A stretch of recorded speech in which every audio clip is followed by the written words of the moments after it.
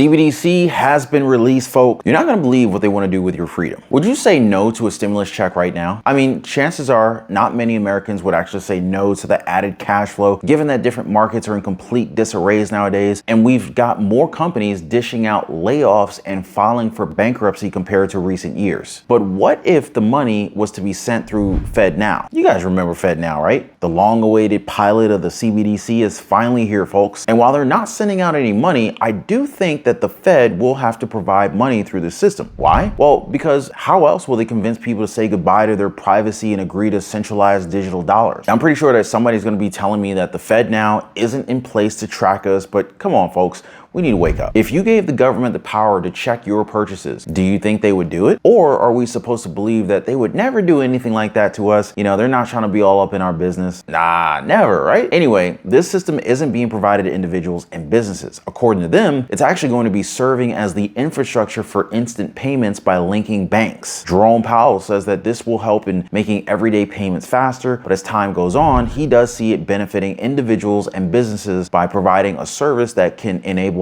paychecks to be sent and immediately received. Now, think about that. How much visibility will be available to them at that point? I mean, we're not hiding any of our income, but what if they decided to just tax us right out the blue? Anybody's hiding money? Well, I don't need to add any more to that. You guys know exactly what this is about. But I mean, you see where this is going, right? This is next level control right here, folks. And one could say that it's all been planned, from the health crisis to inflation, households going broke, banks collapsing. I mean, grocery prices. What choice will we have in the future when there's no other choice but to accept this? But hold up, guys. Don't worry, because they did say that the US is not mandating financial institutions to use FedNow, at least not yet. But what are your thoughts on this? Now, before we get on to our next topic, consider dropping a like for the video and also supporting the channel by subscribing. I really appreciate that, guys. Now, moving on from controlling the people with money, let's talk about what could be the deep state's plan with making sure that no one challenges who they want to lead this country. Now, get this, guys. We all know that Robert F. Kennedy Jr., he's a Democrat, right? You know it, I know it, your neighbor knows it, probably even your pets know it. But you want to know what's weird? I feel as if, his own party doesn't know that. RFK is getting the Trump treatment, and it's pretty clear as he testifies before the House Judiciary Committee on censorship and the federal government's weaponization that Democrats don't like him. So I watched this entire thing, and less than an hour into this thing, we had Democratic Representative Stacey Plaskett. She's asking questions as to why we're even letting this guy talk. Wait, do you want to censor him at a hearing about censorship? Wait, what? Check this out. Excuse me, point of order. I know that witnesses usually have 5 minutes. I see 10 minutes on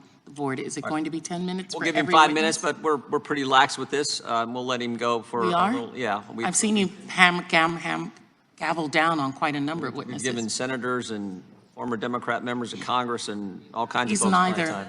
He's neither. I'm just saying in past history. Okay, in okay. But Let's just watch give you, the time for all the witnesses. And if you want to cut him off and censor him some more, you're welcome to do it. Oh, that's not my job. That's your job. Why don't you threaten a witness so that they can not want to be a witness? Mr. Kennedy is recognized for his opening statement. We'll give him 5 minutes, more or less, and then we'll move to the next one. I mean, he's supposed to answer the questions, right? It's like we're going into a restaurant and getting pissed because people are eating food. I don't get it. And this isn't even the most silly exchange during this entire thing, because check out what Representative Debbie Wasserman Schultz had to say to RFK during this hearing. Mr. Chairman, we respectfully requested that you rescind Mr. Kennedy's invitation to appear here due to his repeated and very recent statements that spread dangerous anti-Semitic and anti-Asian conspiracy theories, and attempted to move into executive session because House rules prohibit public testimony that degrades or defames people.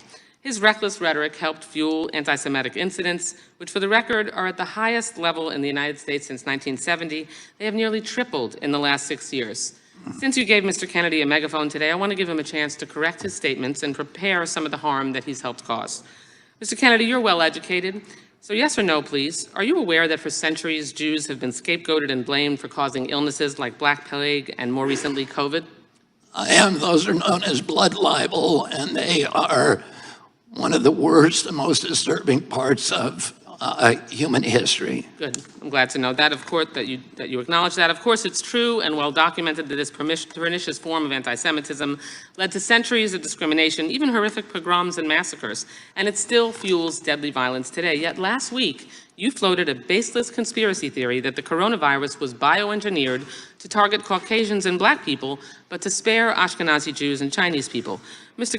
Kennedy, your bizarre, unproven claim echoes that same historic slander of labeling Jews and Chinese people as a race, and that Jews, and in this case Chinese people, somehow managed to avoid a deadly illness that targets other groups for death. You do see that, yes or no? You're misstating. No. You are. I quoted what you said earlier, and it is directly what you said. So just ask me yes or no. I was describing an NIH-funded study. No, you didn't cite any. I was describing an NIH-funded study by Cleveland Clinic scientists. Reclaiming my time. You did not reference reclaiming my published time. in USC Mr. Medical, Chairman, which is one of... mine. The time is mine. I'm reclaiming it. Please ask the witness to stop talking. You asked me a question. Reclaiming. Allow me to answer my question. Mr. Chairman, I'd like about 10 seconds back.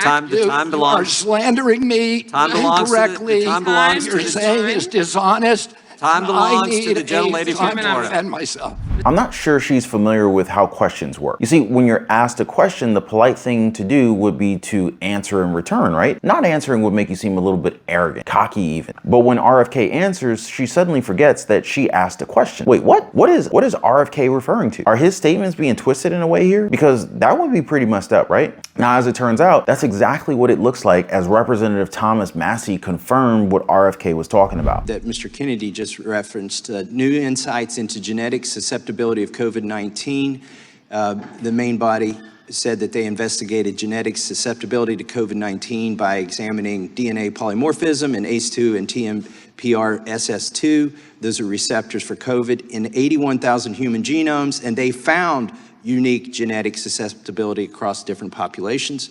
I have another document that I'd like to ask unanimous consent. Without objection. To submit, and this is from the FDA review of efficacy and safety of Pfizer-BioNTech COVID-19 vaccine. This is dated December 10th, 2020, and it shows that the Pfizer trial and the USDA broke down the effectiveness of the vaccine into 7 different racial categories, because this was also a concern of theirs, and it would frankly be delinquent not to study the effects across. Now, the best part here is she tries to argue that RFK was making a different argument when he really wasn't. I don't know. It was all starting to make sense. I guess it's easy to break down weak arguments when they're faced with facts and data, huh? But nope, not this time. Mr. Massie, keep that data to yourself now. That proves the point that RFK was making when she just wasn't gonna have it. Is this a hearing on censorship, or did they want us to see firsthand how they actually censor people? Because to be honest, this is a great representation. You're not allowed to voice whatever idea or opinion you have, even though it could be backed by data and research. All we know is that there's a narrative that needs to be followed, and you're diverting from that line. We're bound to see even more updates on this, and even though it seems as if RFK wanted to be the bigger person and just talk it out with other representatives, it's very clear that they weren't there to listen to him at all. But what do you guys think about this? By the way, if you own a home, make sure your home is protected. Get your free home warranty quote. There's a link in the description down below this video. Now, I got a question for you guys. Does this prove that there's no censorship from the government, or does it basically prove that point? And before I go, guys, I just want to say thank you so much for all the support. I really appreciate the love. Thank you for the likes.